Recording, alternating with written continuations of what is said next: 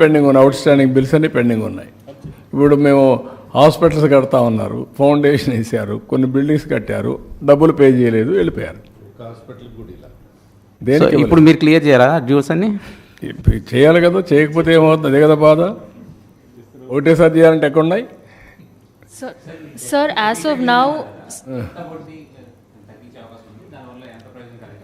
ఒక 2-3 వేల కోట్లు వస్తుంది, రఫ్గా 2000 crores వస్తుంది. ఆ 2,000 కోట్లు కూడా ఎక్కువ. ఇప్పుడు ఆ పరిస్థితికి వచ్చాం. Every pie we want to save. sir, as of now, what is our current outstanding debt, sir? Despite whatever we have so far, completed, what is still our current outstanding debt? Number one. Number two question is, you've said how several funds had been diverted as well. Any kind of action that will be taken from the NDA government? అంటే ఎప్పటికప్పుడు చెప్తున్నాం, ఏదైతే out standing bills అన్నీ 9,75,000 కోట్లు మొత్తం out standing debt కానీ offline online plus liabilities అన్నీ కలిపి 9,75,000 కోట్లు ఉన్నాయి.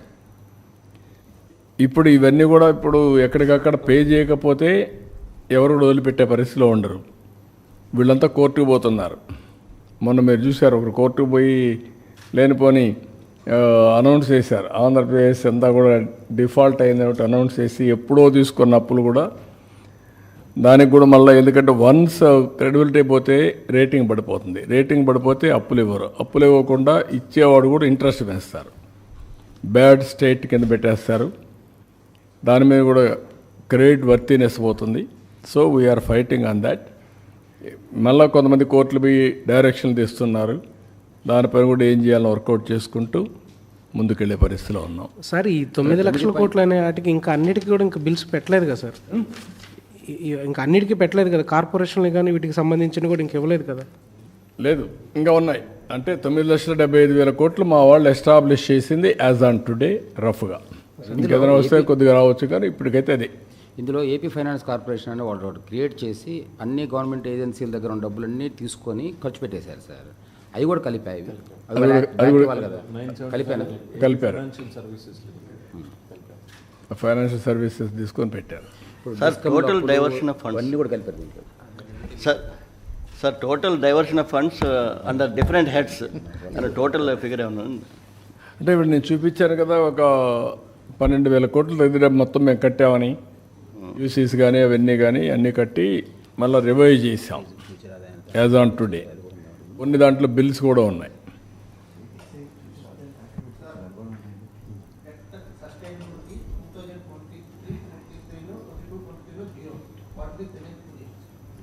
ప్రజెంట్ కూడా జీరోనే, ఇంకా దాన్ని రివైజ్ చేయాలి ఇప్పుడు. అందుకనే ఫ్లెక్సిబిలిటీ లేకుండా చేశారని చెప్పాను కదా సార్. ఏ పారామీటర్ అంటే దానికి ఏమేమి పారామీటర్స్ చూస్తున్నారు జీరో అనే కంక్లూజన్కి రావడానికి? నాకు చెప్పా కదా, ఒక లాస్ట్ స్లైడ్కి వెళ్ళు, అక్కడ ఎంత అయితే మనం ఇంట్రెస్ట్ పేమెంట్ చేస్తామో రెవెన్యూ ఈక్వల్ అయితే చూపించే. బ్యాక్ వెళ్ళు, back back back. Interest payment increases more than ఇంకా back back back back back back back. ఇది మీరు చూస్తే growth rate of interest payments equal to GSDP growth rate. More than దానికంటే ఇది పెరిగిపోతాయి.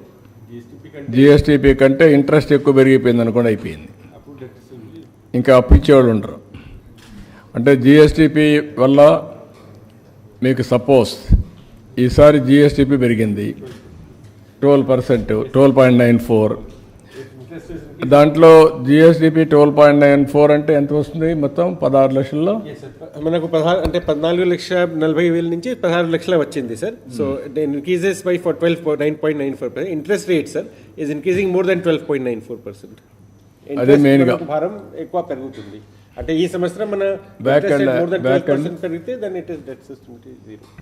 ఇంకా బ్యాక్ ఎక్కడ ఉంది? ఇది ఇక్కడ అది చూపిస్తాం అనుకున్నాం.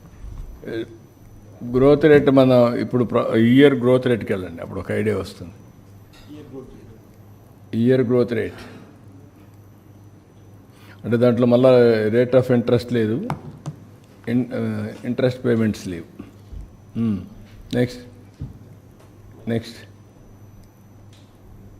నెక్స్ట్ నెక్స్ట్ నెక్స్ట్ మళ్ళీ మొదటికి వచ్చా, లాస్ట్కి పోవాలి. ఓకే, అక్కడ మీకు ఏదైతే మనకు ఎవ్రీ ఇయర్ లాస్ట్ ఇయర్ కంటే ఈ ఇయర్ 12.94% గ్రోత్ రేట్ పెరిగింది. అంటే 14,50,000 నుంచి 1,20,000